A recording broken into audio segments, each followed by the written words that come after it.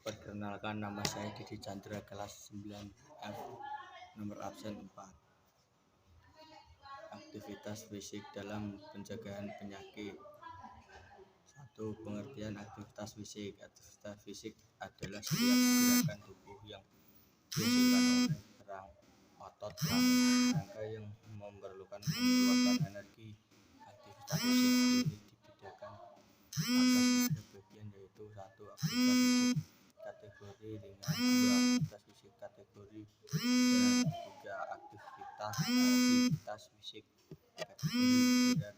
Kamu sebagai seorang pelajar SMP cukup melakukan aktivitas fisik kategori ringan dan sedang. Jenis aktivitas: mencuci kendaraan, mengusah adik, berlari kecil, teknik meja, berenang, bermain dengan hewan peliharaan, bersepeda, bermain musik, jalan cepat, mengerjakan tugas kuliah, mencuci baju.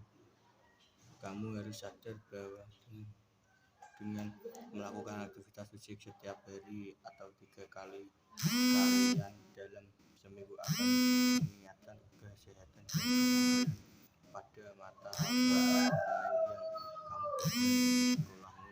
Ayo berlatih terus. 2. Jenis-jenis aktivitas fisik. Ada 3 jenis tingkat aktivitas fisik yang dapat kita lakukan untuk mempertahankan kesehatan tubuh, antara lain yang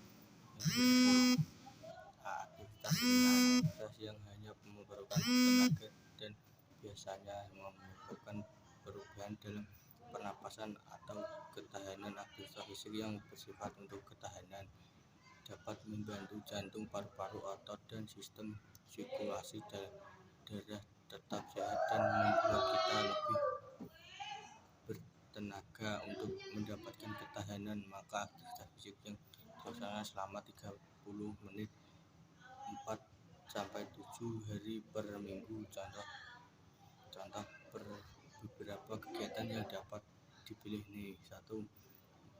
Berjalan kaki. Jika jarak antar rumah dan sekolahmu cukup dekat, maka untuk pergi dan pulang sekolah tidak perlu menggunakan kendaraan, cukup dengan berjalan kaki saja. 2. Lari ringan. Ini dapat kamu lakukan pada pagi hari Minggu bersama dengan teman-teman sebanyakmu.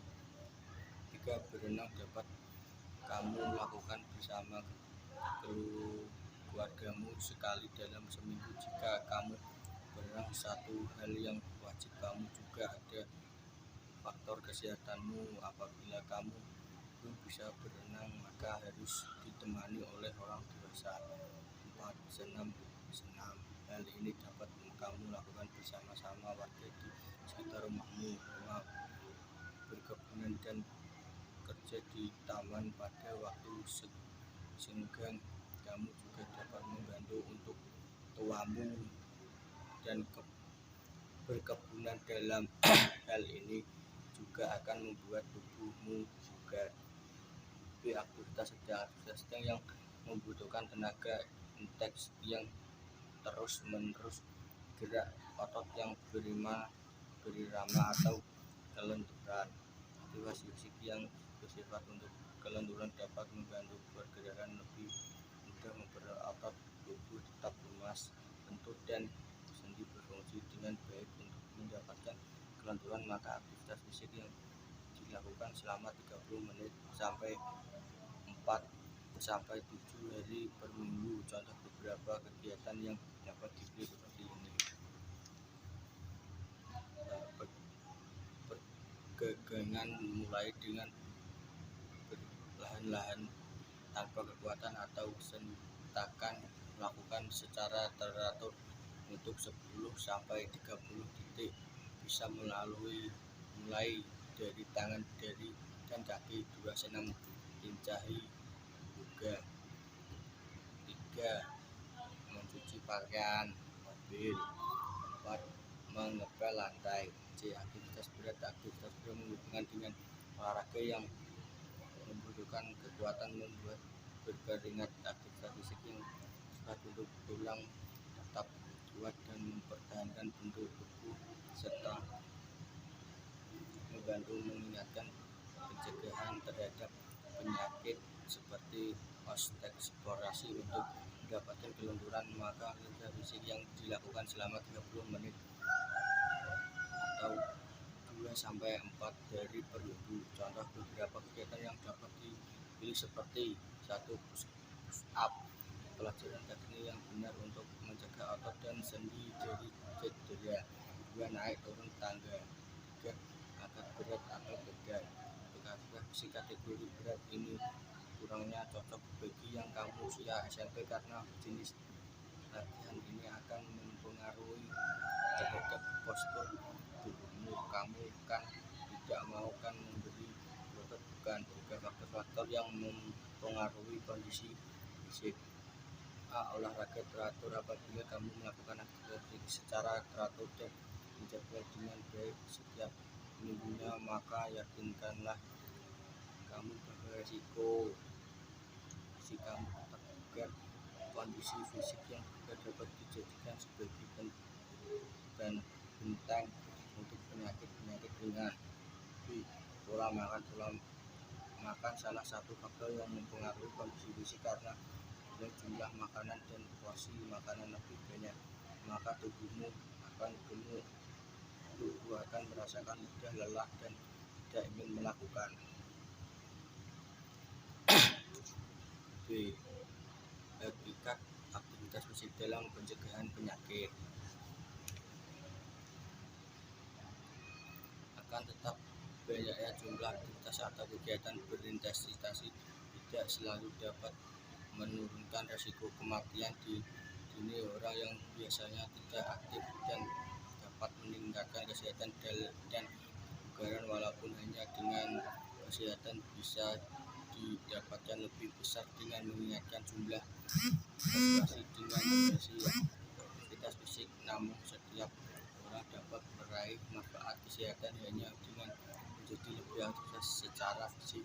Kamu sudah membaca berbagai informasi tentang manfaat melakukan aktivitas fisik. Harapan adalah mulai sekarang kamu harus sudah memiliki kesadaran tentang arti penting aktivitas fisik yang dilakukan secara direncanakan dengan baik dan bermanfaat untuk kamu sepanjang usia. 2. Manfaat aktivitas fisik dalam pencegahan penyakit. Orang-orang yang dari segala usia bisa memperoleh keuntungan dan melakukan beberapa jenis olahraga. Sangat penting bahwa melakukan aktivitas fisik secara teratur adalah bagian dari kehidupan bagi anak-anak yang dewasa yang orang tua. Manfaat olahraga bagi kesehatan seperti olahraga jalan kaki, olahraga berenang, olahraga bersepeda, olahraga sepak bola, olahraga lari atau gerakan senam aerobik dalam membantu mencegah berbagai resiko penyakit. Olahraga yang dilakukan secara terencana dan teratur memiliki banyak manfaat bagi dirimu, diantaranya adalah sebagai berikut. Manfaat olahraga bagi kesehatan jantung. Manfaat olahraga yang bagi kesehatan jantung antara lain sebagai berikut. 1. Mengurangi resiko penyakit jantung dan stroke. Banyak orang meninggal karena stroke dan penyakit jantung koroner setiap tahun.